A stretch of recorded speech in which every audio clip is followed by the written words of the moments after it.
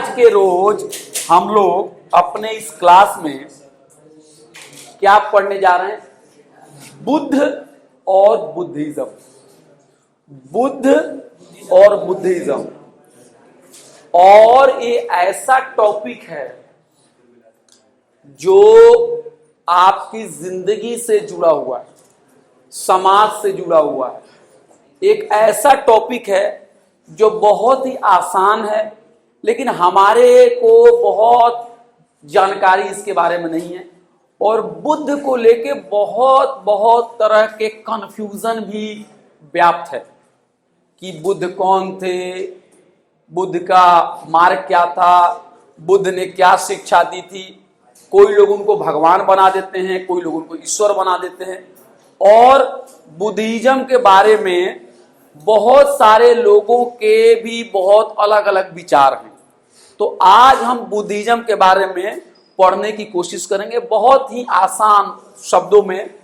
आपको आधे घंटे के अंदर में आज बुद्धिज्म के बारे में आपको जिंदगी में कहीं भी कुछ लिखना होगा, कुछ बोलना होगा, आप एक कॉन्फिडेंस फील करेंगे। मैं बता रहा हूं, वादा कर रहा हूं, सिर्फ आधे घंटा आप सुन लीजिए। आज हम पढ़ रहे हैं गौतम बुद्ध और उनका जो फिलॉसफी है, जिसको हम बुद्धिज्म कर रहे हैं, उसके बारे में हम पढ़ेंगे। बात सबसे पहले मैं बता दूं कि कुछ भी पढ़ाने से पहले मैं भी कुछ पढ़ के आया हूं। तो आज हम क्या कर रहे हैं, प्रोफेसर आर.एस. शर्मा, रामशरण शर्मा जी की जो किताब है एंशिएंट इंडिया, उसी से हम लोग कुछ फैक्ट्स लिए हुए हैं और उसी को मैं आपके सामने पेश कर रहा हूं। यानी आप रामशरण शर्मा जी की बातों को मैं आपके सामने दोहरा रहा हूं। तो सबसे पहली बात, बुद्ध ने क्या कहा, बुद्ध ने क्या प्रिंसिपल दिया, धम्मा क्या है, इससे पहले हम ये तो जाने कि बुद्ध हैं कौन। क्योंकि कोई भी फिलॉसफी जानने से पहले हम लोगों को उसके थिंकर कौन थे, फिलॉसफर कौन थे, कब पैदा हुए, कहां पैदा हुए, अगर ये जान लेते हैं तो उनकी जो बातें होती हैं आपको बिल्कुल आसानी से समझ में आ जाती है। तो सबसे पहला इंपॉर्टेंट चीज, बिल्कुल बेसिक मैं बता रहा हूं, इस क्लास के बाद आप सब लोग भाषण दे सकते हैं बुद्धिज्म के बारे में, कि गौतम बुद्ध जो थे वो सबसे पहले, याद रखिए, 567 बीसी में उनका जन्म हुआ था। इस धरती पे वो पैदा हुए 567 बीसी, जो तकरीबन आज से कितने साल पूरे, कम से कम 2600 साल पुराने हुए, मोटा मोटी 2600 साल पहले वो पैदा हुए। और एक दिलचस्प बात यह भी है कि जिस इलाके से मैं आता हूं, वहां से बुद्ध जहां पैदा हुए वो एरिया बहुत ही करीब है, क्योंकि मेरा जो ताल्लुक है बिहार का, वो एरिया नॉर्थ इंडिया का जो एरिया नेपाल से सटा हुआ, मैं वहीं से आता हूं। तो बुद्ध भी जहां पैदा हुए थे, आज वो जगह जो है वो नेपाल में स्थित है ना। वो नेपाल और हिंदुस्तान का जो बॉर्डर है वहीं पे है, मगर वो नेपाल में है ना। जगह का नाम है लुम्बिनी। हाँ, लुम्बिनी उसका नाम है ना। और लुम्बिनी जो है वो नेपाल में है, और कपिलवस्तु वहीं पे है। तो आप लोग को कभी विजिट करना हो तो लुम्बिनी बस जाती है, कभी जाके वहां देखिए, वहां पे आप वहां पे भी विजिट कर सकते हो। तो सबसे सिंपल बात यह है कि बुद्ध जो हैं वो नेपाल में लुम्बिनी एक जगह है, वहां पे कपिलवस्तु लुम्बिनी में वो पैदा हुए 1566 बीसी में। और वो एक क्षत्रिय जो थे उसमें वो पैदा हुए, क्षत्रिय क्लैन में पैदा हुए वो। जी बिल्कुल बिल्कुल बिल्कुल, वो क्षत्रिय में पैदा हुए थे। और आपने बिल्कुल ही सही कहा कि वो एक नोबल फैमिली से आते थे, मतलब उच्च कुलीन वर्ग से आते थे, मतलब राजा बादशाह जिसको आप कहते हैं। तो उनका ताल्लुक जो था वो ऊपर से था, वो कोई बिल्कुल नीचे तबके में पैदा नहीं हुए थे। ये बात हमको बिल्कुल क्लियर समझ लेना चाहिए। और इसमें बुद्ध की महानता भी है कि एक ऐसा व्यक्ति, जो व्यक्ति राजशाही में एक कहने का मतलब है एक ताकतवर लोगों के बीच में जो पैदा हुआ है, जो बड़ी जाति में पैदा हुआ है, जो ताकतवर है, मालो दौलत है, इसके बावजूद भी बुद्ध जो हैं उनके अंदर में करुणा, कंपैशन, दया, त्याग, बराबरी का ये जो संदेश उन्होंने पूरी दुनिया को दिया, तो ये तो बहुत ही काबिल तारीफ बात है ना। कि कई बार क्या होता है कि हम जिस जाति, जिस में पैदा होते हैं, हम उसी के स्वार्थों को पूर्ति करने की कोशिश करते हैं, है ना। कि अगर हम मान लीजिए ऊंची जाति में पैदा हुए हैं तो हम रिजर्वेशन को ये देखने की कोशिश नहीं करेंगे कि भाई रिजर्वेशन से समाज के जो हाशिए में लोग हैं उनको दाखिला मिलता है, उनको एडमिशन मिलता है, इसलिए समाज जो होता है मजबूत होता है।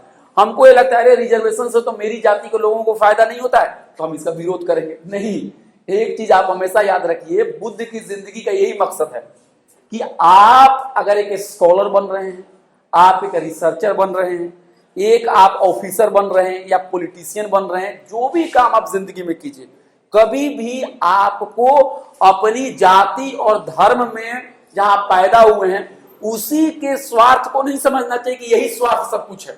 आपको हमेशा इंसाफ का साथ देना चाहिए, है ना। आपको हमेशा कमजोर का साथ देना चाहिए। इसीलिए बुद्ध महान है और इसीलिए आज 2600 साल के बाद भी हम बुद्ध को इस क्लासरूम में पढ़ रहे, नहीं तो कितने लोग आए और गए हमें पता ही नहीं है। यहां तक कि हमारे दादाजी के दादाजी के दादाजी कौन थे ये भी मुझे नहीं पता है, किसी को इस क्लास में नहीं पता है। तो बुद्ध ने कुछ किया ना। तो सिंपल सी बात बुद्ध के बारे में कि बुद्ध जो है वो कपिलवस्तु लुम्बिनी में पैदा हुए हैं 1566 में, 1567 बीसी में पैदा हुए। और उनके जो पिताजी जो थे वो एक शाक्य रिपब्लिक यानी शाक्य गणराज्य का वो नेतृत्व कर रहे हैं। यानी शाक्य गणराज्य जो वहां पे था उसका वो मुखिया थे, उसके वो लीडर थे, उसको वो चला रहे थे, है ना। और बुद्ध जो थे, बुद्ध वो एक नोबेल फैमिली से आते थे, कुलीन, उच्च, सुन लीजिए मेरी बात जी, ऊपर के तबके से आते थे। लेकिन बात उन्होंने नीचे के तबके के लिए की। और जब नीचे के तबके की बात आप करते तो उसमें सबका भला हो जाता है ना। जो प्यासा है उसको अगर आपने पानी पिला दिया तो समाज का आपने भला कर दिया। यानी निचले तबके की बात करना ही समाज की भलाई है। कई लोगों को लगता है अरे ये तो सिर्फ गरीबों की बात करता है, लोअर कास्ट की बात करता है, ये तो किसी काम का नहीं। अरे भाई, जो बीमार है उसी का इलाज किया जाएगा ना, जो गरीब जो दुखिया है उसी का साथ दिया जाएगा ना। तो बुद्ध जो थे वो शाक्य रिपब्लिक जो था उस खानदान से, वहां से उनका ताल्लुक था। एक चीज और याद रखिए कि जो वहां पे गणराज्य जो सिस्टम था वहां पे, इसकी वजह से बुद्ध के अंदर में बहुत सारे जो समानता के विचार भी आए वहां। उनकी जिंदगी पे जो उन्होंने समानता का जो सिद्धांत सीखा, उसमें एक बहुत बड़ा रोल इस वजह से भी था कि वहां पे एक रिपब्लिकन सिस्टम था, है ना। वहां पे एक रिपब्लिकन सिस्टम था, वहां पे बादशाह का और वहां पे राजा का बहुत जोर जबरदस्ती वाला शासन नहीं था। कुछ हद तक वहां पे डेमोक्रेटिक एलिमेंट्स थे उस सिस्टम में। अब जब हम डेमोक्रेटिक एलिमेंट्स कर रहे हैं तो आप ये मत समझिए कि आज का डेमोक्रेसी, भाई आज का डेमोक्रेसी उस जमाने का डेमोक्रेसी हो नहीं सकता है। लेकिन वहां की जो शासन प्रणाली जो थी, वहां पे शाक्य जो क्लैन जो था वहां पे कपिलवस्तु में, उसके अंदर में दूसरे राजाओं के मुकाबले में, दूसरे राजशाही के मुकाबले में वहां पे ज्यादा वो लोकतांत्रिक था। और जब मैं लोकतांत्रिक कर रहा हूं तो मैं इंडिया के इलेक्शंस की बात नहीं कर रहा हूं, उस जमाने की बात कर रहा हूं। चूंकि हमारे पास शब्द नहीं, इसीलिए मैं लोकतांत्रिक का इस्तेमाल कर रहा हूं। और इसलिए इसका असर बुद्ध की जिंदगी पर भी पड़ा। वहीं से उन्होंने बहुत सारी जो बराबरी की बातें भी सीखी। और बुद्धा जो थे, जैसा कि मैंने आपको कहा कि वो एक बड़े फैमिली में पैदा हुए थे, लेकिन बचपन से ही बुद्ध के अंदर में एक बुद्ध को चिंतन करना, है ना, उसको कहते हैं ना मेडिटेटिव, है ना, नहीं तो हम ध्यान लगाते हैं। हाँ, हम ध्यान लगाते हैं। और ध्यान लगाने का मतलब पाखंड नहीं। आजकल बहुत सारे लोग ध्यान लगा के पाखंड करते हैं, वो वाली बात नहीं। आप अगर क्लास के अंदर में कुछ पढ़ते हैं, कुछ किताबों के बारे में सोचते हैं कि अच्छा बुद्ध ने ऐसा क्यों कहा, अच्छा, तो ये भी एक तरह का ध्यान लगाना ही हुआ। ध्यान लगाने का मतलब हम बहुत उसको फिल्मी अंदाज में ध्यान को समझ सकते हैं कि हमने कुछ जला दिया, अगरबत्ती जला दी और ध्यान लगा दे। नहीं, किसी भी बात को चिंतन मनन करना, यही ध्यान लगाना है। बाकी चीजें तो बहुत दिखावे की हो जाती है। है ना कि तो बुद्ध जो थे बचपन के दौर से उनको चिंतन और मनन जो था वो उनका वो एक रुझान था, चिंतन करना, फिक्र करना, गौरव फिक्र करना। अब देखिए आप ही लोग देखिए अपनी जिंदगी में बहुत सारी चीजों को हम क्या करते हैं, यूं ही उसको देखते हैं और उस पर ज्यादा जोर नहीं देते हैं। सोचिए आप सवेरे उठे, सवेरे उठने के बाद आपकी जिंदगी में क्या क्या हुआ। आज की जिंदगी में अगर मैं बात करूं तो जो चीज आप आज की आपकी जिंदगी में जो गुजरा है, आप अगर उस पर ध्यान दे तो कितना ध्यान देने की जरूरत है। सवेरे उठे, उठने के बाद क्या हुआ कि आपके पिताजी, मैं एक काल्पनिक बात कह रहा हूं, आपके पिताजी चाय पी रहे हैं और आपकी मम्मी बर्तन मांज रही है, ठीक है, और जल्दी से आपके लिए नाश्ता बना रही है और नाश्ता लाके आपको दे दी और आप कह रहे हैं अरे नाश्ते के अंदर में मैंने कहा था कि बढ़िया गाजर का हलवा बनाओ और बढ़िया पराठा बनाओ, तुमने सूखी सूखा नाश्ता दे दिया, कितने बुरे हो तुम। आपकी माँ सवेरे उठ के बर्तन मांज के आपको नाश्ता बना के दे रही है, लेकिन आप उनके ऊपर कैसे चिल्ला रहे हैं, है ना, कि नाश्ता बेहतर नहीं है। आपके पिताजी को कोई मतलब नहीं, वो चाय पी रहे हैं, उनको कोई मतलब नहीं है। उसके बाद आप बस में आ रहे हैं, बस में आने के बाद कोई व्यक्ति के पास किराया देने के लिए बस में पैसे नहीं है, तो उसको क्या कह रहा है, बस कंडक्टर उसको नीचे उतार रहा है, उतर जाओ उतर जाओ उतर जाओ नीचे। फिर आप स्कूल के गेट पर आ रहे हैं, वहां पे जब कोई टीचर इंटर करता है तो उसको गार्ड कहता है सलाम साहब, और जब आप लोग इंटर करते हैं तो आई कार्ड दिखाओ, आई कार्ड नहीं दिखाओगे तो अंदर नहीं जाने देंगे। तो आप सोचते नहीं है कि माँ ही मेरी क्यों खाना बना रही है, पिताजी को ही क्यों इससे मतलब नहीं है। माँ हमेशा खाना गरम गरम पराठे बनाती है, लेकिन उनको कभी भी आखिर में खाना होता है उनको ठंडा मिलता है। बस के अंदर में जिसके पास टिकट नहीं होता है, जिसके पास पैसे नहीं होते, उनको धक्का मार के क्यों निकाल दिया जाता है। अमीर लोग बड़ी बड़े कार में बैठ के आराम से आ जाते हैं। हम भी कॉलेज में सबसे इंपॉर्टेंट व्यक्ति तो स्टूडेंट हैं, लेकिन स्टूडेंट के साथ वो इज्जत नहीं मिलती है जो दूसरे लोगों के साथ मिलती है। यही तो ध्यान और मगन है, इस चीजों से कैसे आगे निकलना है। तो बुद्ध भी ध्यान और मगन करते थे। ध्यान और मगन का मतलब ये नहीं हुआ कि आप पाखंड करना शुरू कर, अरे मैं तो बहुत ज्ञानी आदमी हूं, नहीं, समस्याओं की तरफ ध्यान देना, है ना। अगर आपके कॉलेज में आए और गंदगी हर तरफ लगी हुई है, लोग खाना खा रहे हैं इसी तरह से डब्बे फेंक रहे हैं, उसमें सोचने की जरूरत है क्यों ऐसा हो रहा है। समस्याओं के बारे में सोचना ही ध्यान लगाना है ना। तो बुद्ध जो थे वो हमेशा से बचपन से ही सोचते थे। उनका जो सोचने का उनका रुझान पैदा हुआ था, उनका जो दिमाग था वो सोचने पर ज्यादा जोर देता था। और वो क्या था कि दुनिया के दुखों को देख के वो बड़े तकलीफ में थे। मतलब दुनिया में जो दुख था उसको देखने के बाद उनको बहुत ही तकलीफ होती थी कि अरे यार ऐसा क्यों हो गया। मिसाल के तौर पर मैंने आपको बताया ना, सोचने वाले के लिए बहुत कुछ है और ना सोचने वाले के लिए कुछ भी नहीं है। अगर आप कॉलेज आ रहे हैं और लाल बत्ती पर आपका टेम्पू रुका या ऑटो रुका या फटफट सेवा रुकी, वहां पे कोई गरीब बुढ़िया आदमी आती है, बेटा जरा 1 रुपए दे देना खाने के लिए, 5 रुपए, तो सोचना चाहिए ना भाई कि इस उम्र में वो औरत 60 साल की हो गई, 70 साल की हो गई, इसको सड़क पे आके इतनी ठंड में या इतनी गर्मी में सड़क पे उसको पैसे मांगने की क्यों जरूरत हुई। तो ये सोचने वालों के लिए सब कुछ है, बाकी लोगों के लिए अरे क्या है, क्या सोचना, हटाओ इनको, अरे रोड पे कैसे कैसे लोग आ जाते हैं। नहीं, तो बुद्ध भी जो थे वो लोगों के दुखों को देख के उनके अंदर में एक तरह की बेचैनी होती थी। लोगों के दुखों को देख के उनके अंदर में एक बेचैनी होती थी। और एक बात याद रखिए, इंसान के अंदर में परिवर्तन जो होते हैं, इंसान के अंदर में जो परिवर्तन होते हैं वो परिवर्तन सिर्फ जिम में जाने से नहीं होते हैं, बॉडी बजाने से परिवर्तन नहीं होते, सोचने से परिवर्तन होते हैं। आजकल क्या हो रहा है, बहुत लोगों को लगता है कि जिम में जाएंगे तो परिवर्तन हो जाएगा, हम बड़े हो जाएंगे। सोचने से होता है। और सोचने के लिए क्या चाहिए कि आपको सही चीज को सोचना होगा। क्यों लोग गरीब हैं? सफाई कर्मचारी का काम कुछ ही जाति के लोग क्यों करते हैं? सफाई करने वाला व्यक्ति को गटर के नीचे उतार दिया जाता है, वहां पे उसका दम घुट जाता है, ऐसा क्यों होता है? कोई व्यक्ति को 1 महीने के अंदर में सैलरी 2 लाख रुपए मिलती है और दिन भर जो टॉयलेट और बाथरूम सफाई करे उसको 7,000, 8,000, 10,000, 12,000 क्यों मिलता है? कोई लोग सरकारी नौकरी पर काम करते हैं, कोई लोग दिहाड़ी मजदूरी क्यों करते हैं? कोई लोग महलों में रहते हैं, उनको हर सुविधा है, और कुछ लोगों के इलाके में पानी तक नहीं आता, ऐसा क्यों होता है? सोचना चाहिए। बुद्ध महान इसलिए बने कि वो सोच रहे थे। बुद्ध इसलिए महान नहीं बने कि उन्होंने इग्नोर किया और कहा अरे मैं तो बड़े फैमिली में बैठा हुआ हूं, मुझे क्या है, अंगूर लाओ, मेरे लिए हलवा गाजर का लाओ, ऐसा नहीं कर रहे थे बुद्ध। तो बुद्ध की जिंदगी में क्या था कि लोगों के दुखों को, तकलीफ को देख के वो क्या करते थे, उनका दिल भर जाता था। अंग्रेजी में लिखा हुआ है, आर्य शर्मा जी कह रहे हैं, he was moved by sufferings of the people. यहाँ मूव करने का मतलब खिसकना नहीं, मतलब उनको एक बेचैनी होने लगती थी लोगों को देख के, वो शोक में पड़ जाते थे। अगर बुद्ध आज के जमाने में होते और गरीबी को देखते तो कहते अरे यार इतनी गरीबी क्यों है, क्यों इतनी गरीबी है। वो ये नहीं कहते हैं जो आजकल मिडिल क्लास में कहता है, ए गरीब लोग काम नहीं करता है, गरीब लोग सब पैसे का शराब पी जाता है, ऐसे नहीं सोचते हैं। अमीर लोग शराब पी रहा है तो अमीर लोग और अमीर हो रहा है, और गरीब लोग शराब पी के गरीब क्यों हो रहा है भाई, सोच रहे हैं ना। तो बुद्ध जो थे वो दुखों को देखते थे, दुख ये देखिए सफरिंग, वो सफरिंग को देख रहे हैं, और वो सफरिंग देखने के बाद, वो तकलीफ को देखने के बाद उनके अंदर में बदलाव आ रहा है।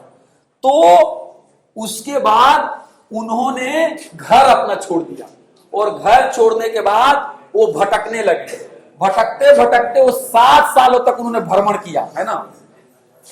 वो 7 सालों तक उन्होंने भ्रमण किया, और भ्रमण करने के बाद उनको ज्ञान मिला। जो वो 35 साल की उम्र में थे बुद्ध, तो उनको ज्ञान मिला।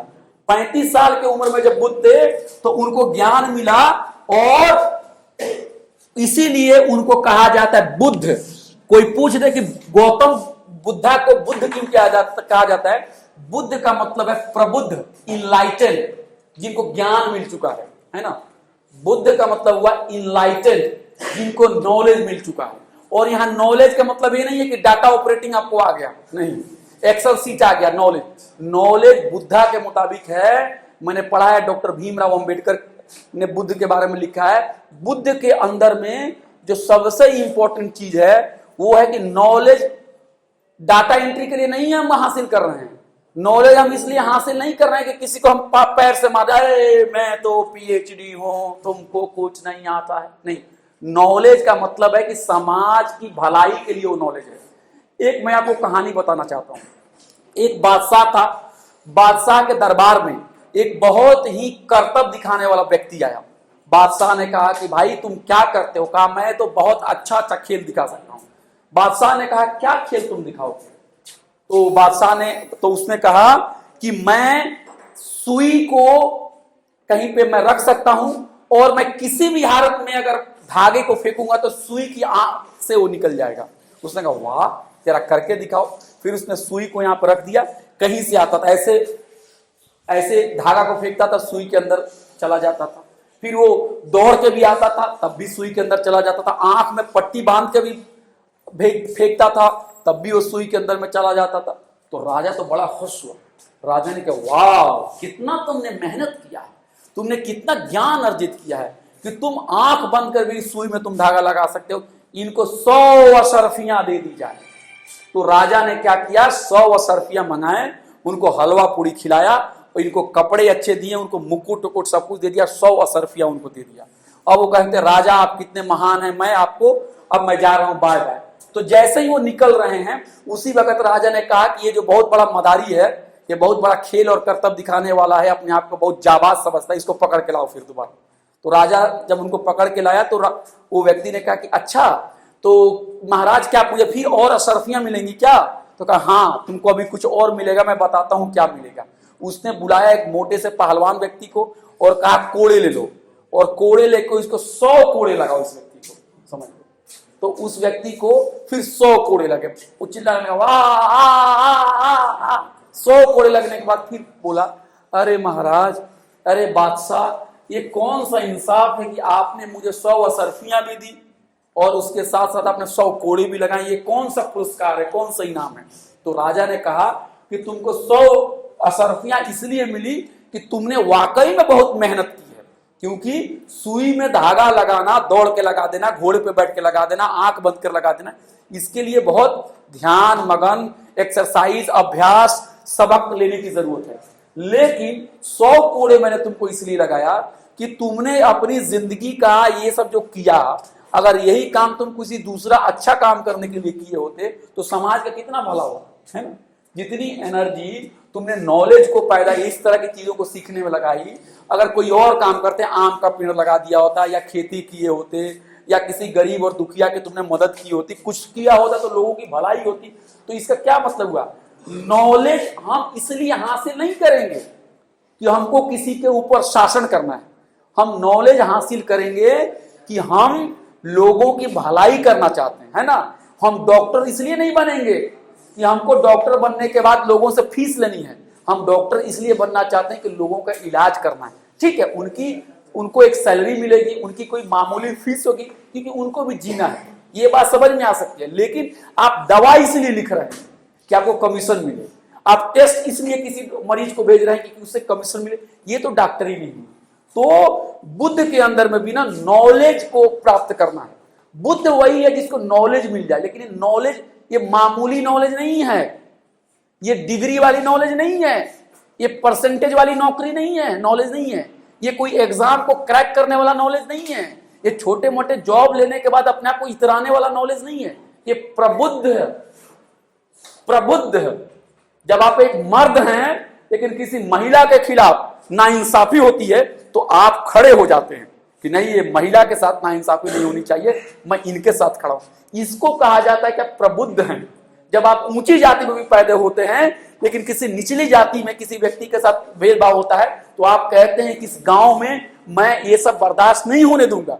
आप किसी के साथ छुआछूत नहीं कर सकते, ये गलत है, ये इंसानियत के खिलाफ है। ये छुआछूत मेरी जाति का भी कोई नहीं कर सकता है। किसी को पानी पीने से अगर रोका जा रहा है तो आप कहेंगे नहीं, आप नहीं रोक सकते हैं। अगर किसी को धर्म के आधार पर भेदभाव किया जाता है तो आप कहते हैं कि नहीं, धर्म व्यक्ति का पर्सनल मामला है, आप किसी को भी धार्मिक आधार पर भेदभाव नहीं कर सकते हो। किसी मजदूर की मजदूरी मारी जाती है, किसी के साथ अत्याचार किया जाता है तो आप उसके खिलाफ खड़े होते हो। अगर इसको कहते हैं प्रबुद्ध, जब आप चीजों को समझते हो। प्रबुद्ध का मतलब नहीं है कि डिग्री ले ली, नौकरी ले ली, अरे हेलो फ्रेंड क्या हो रहा है, अरे मुझे तो नौकरी हो गई, मजे हैं मेरे, ये मजे वाले चीजें बहुत। तो बुद्ध इनलाइटेंड हैं। इनलाइटेंड डिग्री की वजह से नहीं है, डिग्री से नहीं है, 90% नहीं लाया है, 80% नहीं लाया है। आजकल नॉलेज का क्या हो गया है, नॉलेज को डिग्री में बदल दिया गया, नॉलेज को परसेंटेज में बदल दिया गया। इस क्लास में अगर मान लीजिए जिनको लगता है कि इस क्लास में बैठने से ज्यादा वक्त लगता है, लेकिन मैं अगर एक पुड़िया पढ़ लूंगा, एक कुंजी पढ़ लूंगा, एक मतलब कुछ और पढ़ लूंगा, एक फर्रे पढ़ लूंगा, उसे एग्जाम में ज्यादा आएंगे, तो लोगों को लगता है क्यों जाकर क्लास करें। तो बुद्ध जो थे इनलाइटेंड हुए 35 साल की उम्र में, है ना। और बुद्ध घूमने से भी नॉलेज आता है, और घूमने से ही नॉलेज आता है। बहुत लोगों को लगता है कि किताबें पढ़ेंगे और घूमने का मतलब आवारागिरी नहीं। हाँ, कुछ लोग समझते चलो पार्क में घूम के आते हैं, वो नहीं घूमने का। दुनिया को देखो, दुनिया को देखो, क्योंकि जो बच्चा गाय को सिर्फ तस्वीर में देखा है उसको गाय के सिर्फ 3 ही पैर दिखते हैं, क्योंकि तस्वीर में 4 पैर तो नहीं आ पाते हैं ना। तो गाय को आपको जाके असली जिंदगी में देखना पड़ेगा, आपको घूमना पड़ेगा। घूमने का मतलब ये नहीं हुआ कि रील बना रहे हैं आप जाके घूम रहे हैं कहीं पहाड़ पे जाके। घूमने का मतलब दुनिया को देख रहे हैं आप, है ना। तो बुद्ध ने भी भ्रमण किया, और बुद्ध ने अपना पहला जो भाषण जो है, भाषण का मतलब नेता लोगों का भाषण नहीं, यहाँ सरमन का मतलब उपदेश जो दिया, सबसे पहले जो उन्होंने उपदेश दिया वो सारनाथ में दिया, बनारस में। सारनाथ जो है बनारस, कोई बनारस के आसपास के हैं, कोई बनारस के आसपास के हैं, आप लोग सारनाथ जाइए और बुद्ध ने जो वहां उपदेश दिया वहां आप जाके वहां पे देखिए, है ना। तो बुद्ध ने सबसे पहला जो अपना उपदेश दिया है वो सारनाथ बनारस में दिया है। और बुद्ध को 35 साल की उम्र में, बुद्ध को 35 साल की उम्र में उनको ज्ञान मिला, और 7 सालों तक भटकते रहे, और आखिरकार चल के वो बुद्ध को ज्ञान मिला और वो बने इनलाइटेंड वन, जिसको हम कहते हैं बुद्ध, प्रबुद्ध। ज्ञान मिला उनको, छोटा मोटा मामूली ज्ञान, सुई के अंदर में धागा लगाने वाला ज्ञान नहीं मिला, है ना, ये नहीं मिला, है ना। क्या है, वीडियो गेम खेलने में इतना पॉइंट बनाने वाला वो ज्ञान नहीं था वो ज्ञान था समाज को समझने का। तो बुद्ध ने क्या ज्ञान हासिल लिया, हमारा नेक्स्ट सवाल है। बुद्ध की क्या क्या मुख्य बातें हैं, बुद्धिज्म क्या है, ये मैं बताऊंगा। बुद्धिज्म क्या है, सबसे पहले बुद्धिज्म के बारे में सबसे पहले सबसे पहले बुद्धिज्म को कुछ ऐसे समझिए कि बुद्धिज्म में बुद्ध कह रहे हैं ये जो दुनिया है, ये जो दुनिया है ये दुखों से भरा हुआ है। ये जो दुनिया है ये दुखों से भरा हुआ है। सबसे पहला बुद्धिज्म को समझने के लिए ये है, उनका दर्शन ये है कि चूंकि बुद्ध जो थे वो सोचते थे, बुद्ध जो थे गौरव फिक्र करते थे, बुद्ध जो थे वो समाज में दुखों को देख के वो उनके अंदर में एक परेशानी, एक बेचैनी होती थी। तो उन्होंने कहा कि दुनिया जो है दुखों का घर है ना, दुनिया जो है दुखों का घर है। दुनिया जो है वो कोई फूलों का ताज नहीं है ना। दुनिया जो है वो मखमली बिस्तर नहीं है। दुनिया जो है दुख है यहाँ पे। और ये दुख क्यों होते हैं? दुख होते हैं इच्छा की वजह से, डिजायर की वजह से। ये दुख इसलिए हुआ है कि डिजायर हमारे अंदर में है ना। बिकॉज ऑफ डिजायर हमारे यहाँ, हमारे दुनिया में दुख है ना। तो हमें इस डिजायर पर काबू पाने की जरूरत है। और ये कैसे इस डिजायर पर हम काबू पाएंगे? तो हमको सही रास्ता अपनाना पड़ेगा। हमको सही रास्ता अपनाना पड़ेगा। सही रास्ता क्या है? हम सही ऑब्जर्वेशन करेंगे, हम सही तरीके के रास्ते पर चलेंगे, हम सही स्पीच देंगे, सही बातों को बोलेंगे। हमारे अंदर में सही नॉलेज आना चाहिए, अवेयरनेस आना चाहिए। हमारे अंदर में हम सही कोशिश करेंगे, हमारे अंदर में सही सरोकार होना चाहिए। यानी दुखों की वजह हमारे अंदर में डिजायर है, तो हमको सही रास्ते पर चलना पड़ेगा। हम अच्छा बोलेंगे, हम अच्छा सोचेंगे, हम जो है अच्छे रास्ते पे चलेंगे, हम अच्छी बातों को करेंगे, हम जागरूकता अच्छी लाएंगे, हमारे सरोकार अच्छे होंगे, हम अच्छी चीजों के बारे में सोचेंगे। और बुद्ध की जो फिलॉसफी है उसमें जो एक ऐसा वर्ग जो होता है जो पूजा पाठ कराता है ना। जो बुद्धिज्म के अंदर में क्या है कि पूजा पाठ कराने वाला जो वर्ग होता है, जो पुजारी वर्ग होता है, उसकी जगह बुद्धिज्म में नहीं है ना। बुद्ध ने पुजारी वर्ग का ये किया है, उसको नहीं माना है। क्योंकि आप जो है खुद सोच सकते हैं है ना। कोई पुजारी और कोई जो है धार्मिक गुरु है ना, क्यों आपको आके आपके बीच में आता है? तो जो प्रीस्टली क्लास है उसका भी बुद्ध ने रिजेक्ट किया। आप जाते होंगे कहीं भी, आप किसी धार्मिक स्थल पर जाते हैं तो बहुत सारे प्रीस्ट आ जाते हैं, अरे आप इतना पैसा दे दीजिए हम पूजा करा देंगे। बोलते हैं कि नहीं बोलते हैं? बुद्ध उसमें इंटरेस्टेड नहीं होंगे है ना। क्योंकि बुद्ध ने उसको ज्ञान की जब बात की तो आपको क्यों सहारा किसी का चाहिए? कोई क्यों आपकी आंखें बनेगा ना भाई? आपके पास खुद ही आंखें हैं, आप खुद सोचो, आप खुद गौर करो, आपको क्यों चाहिए कोई और व्यक्ति है ना। और इसके साथ साथ बुद्ध के अंदर में क्या है कि नॉन वायलेंस की बात कही गई है। बुद्धिज्म के अंदर में अहिंसा की भी बात कही है। हमने पिछले क्लास में बताया ही था कि जानवरों को मारा जा रहा था, उसको भी बचाने के लिए अहिंसा की जरूरत थी। राजाओं के बीच में लड़ाई होती थी और व्यापार को उससे नुकसान होता था, इसलिए बुद्ध के अंदर में क्या है, मतलब अहिंसा की भी बात कही गई है।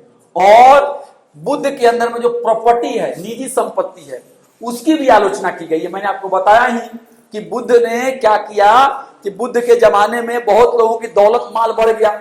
इसकी वजह से जो गरीब लोग थे, जो आम लोग थे, उनके साथ भेदभाव होना शुरू हुआ। तो बुद्ध की फिलॉसफी में जो निजी संपत्ति, जो संपत्ति है, उससे भी अपने आप को दूर रखने की बात कही गई है। अहिंसा की बात कही गई है, दूर रखने की बात कही है। किससे?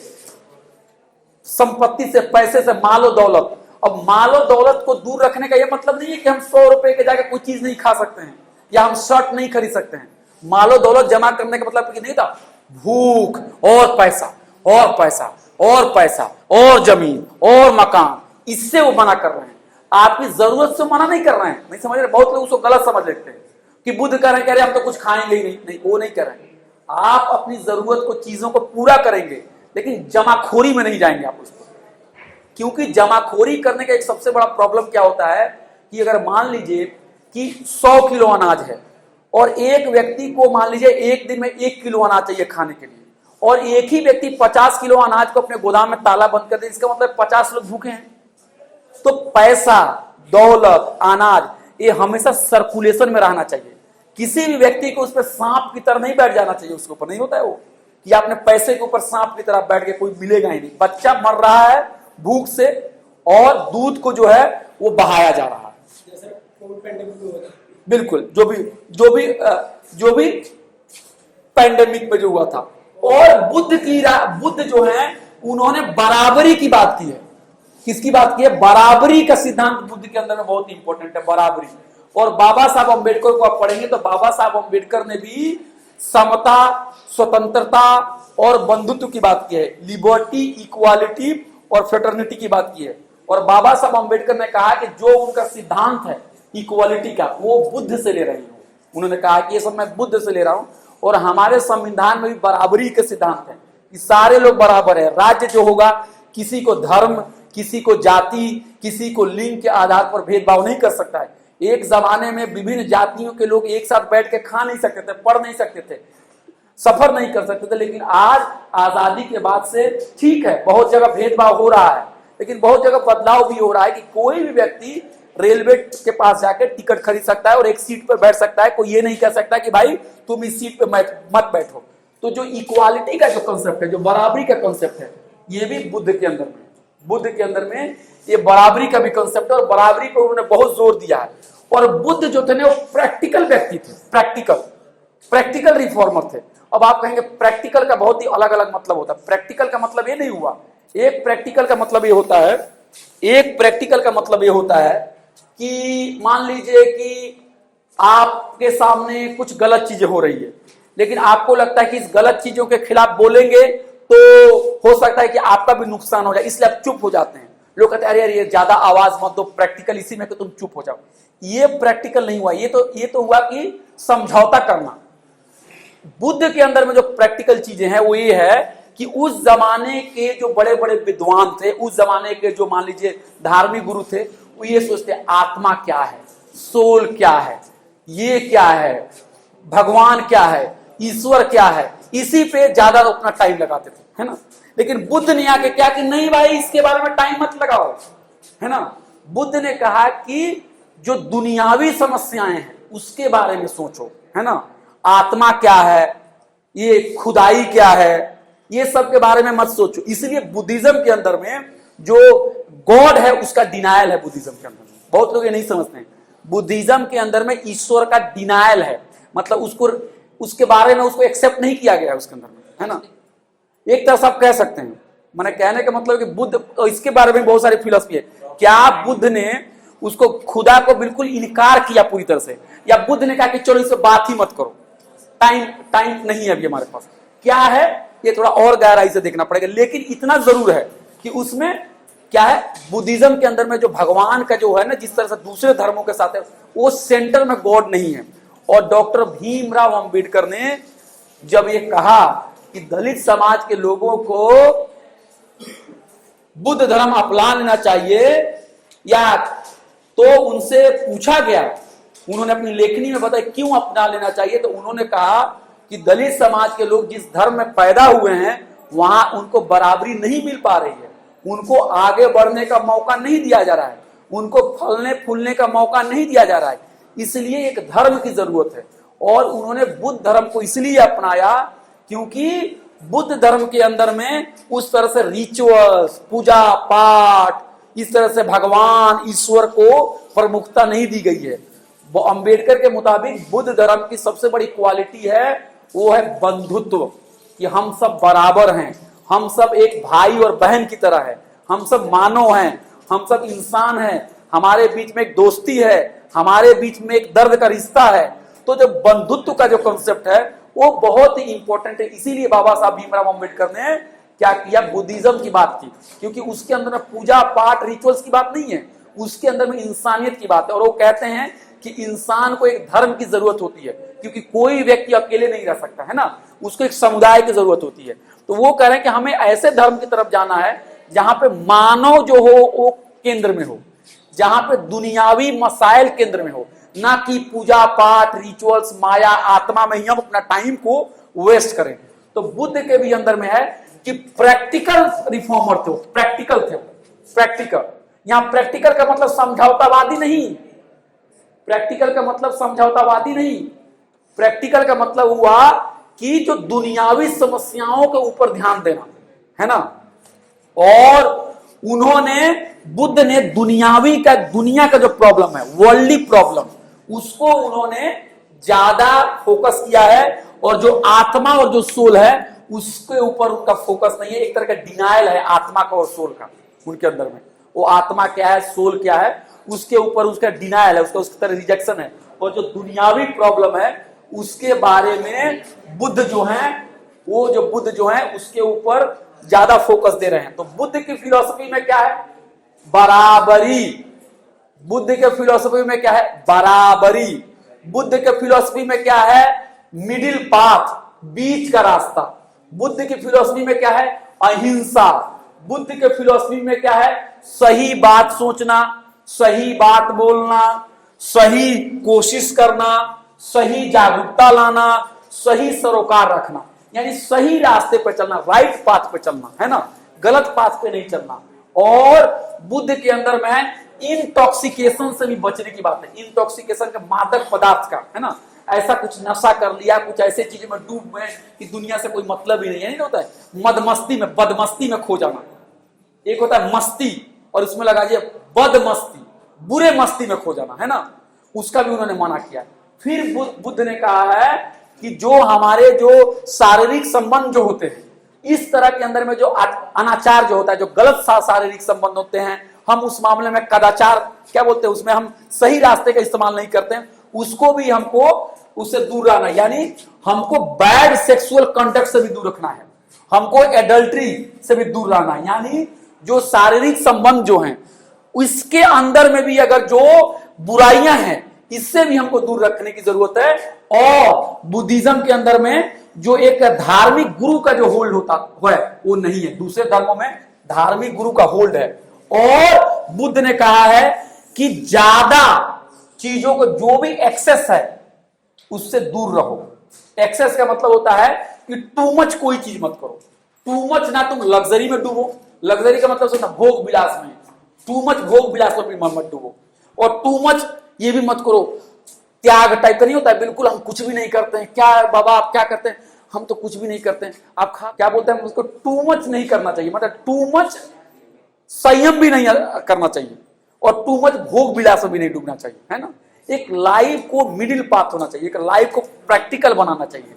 तो बुद्ध की जो फिलॉसफी है उसको अगर मैं फिर से उसको समराइज करूं, तो अगर मान लीजिए कि अभी तक कोई कुछ भी नहीं सुना है, मान लीजिए सब भूल गए, और एग्जाम में आएगा बुद्ध कौन थे, बुद्ध की फिलॉसफी क्या है, धम्मा क्या है, बुद्ध ने किन किन बातों पर जोर दिया है, तो आपको सिर्फ यही बात कहना है, सिंपल, गौतम बुद्धा 567 बीसी में नेपाल के लुम्बिनी कपिल वस्तु में पैदा हुए।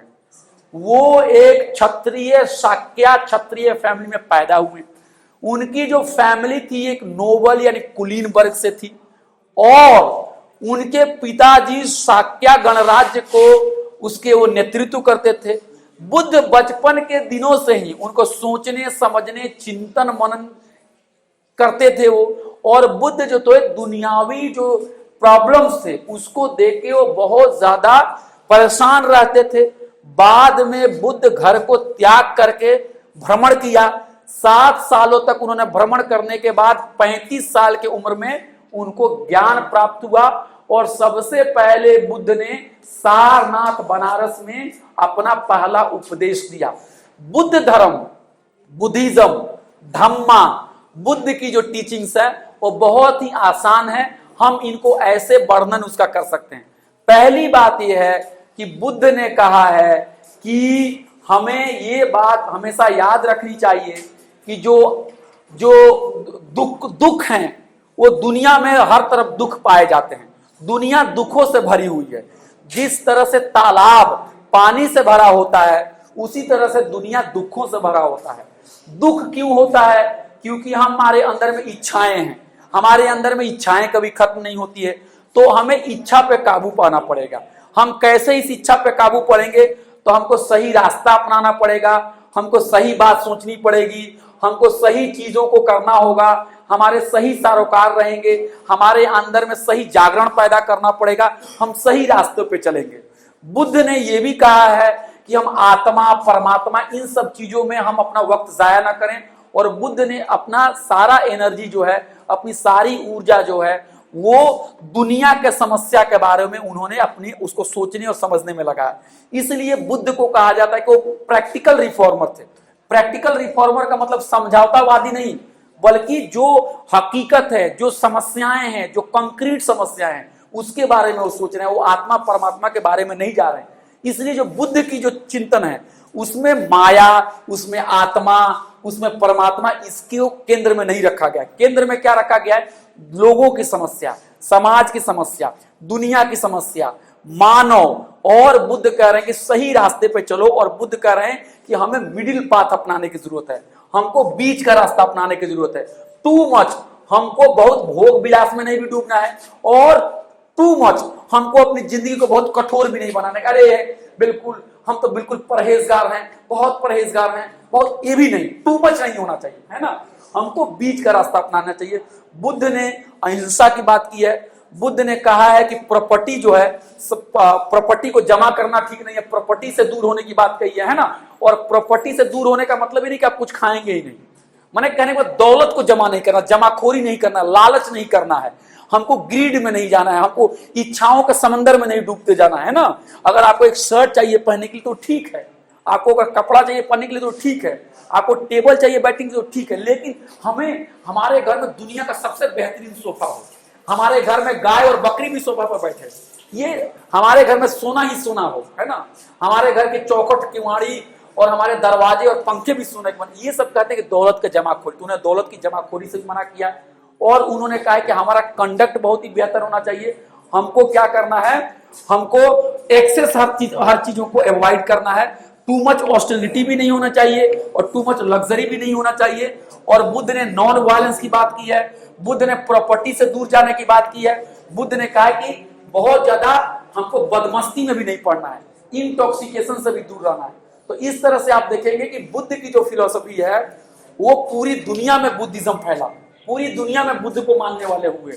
लेकिन बाद में चलने के बाद बुद्धिज्म के खिलाफ भी यहाँ पे कुछ लोग खड़े हुए और करते करते भारत में भी बुद्धिज्म के खिलाफ बहुत बड़ी साजिश की गई। और इसी को बाबा साहब भीमराव अंबेडकर कहते हैं कि revolution and counter revolution. Buddhism हुआ तो क्रांति हुई, उस क्रांति को दबाने के लिए फिर से बहुत सारी कोशिश हुई, उसको हम आगे पढ़ेंगे। तो ये था बुद्धिज्म।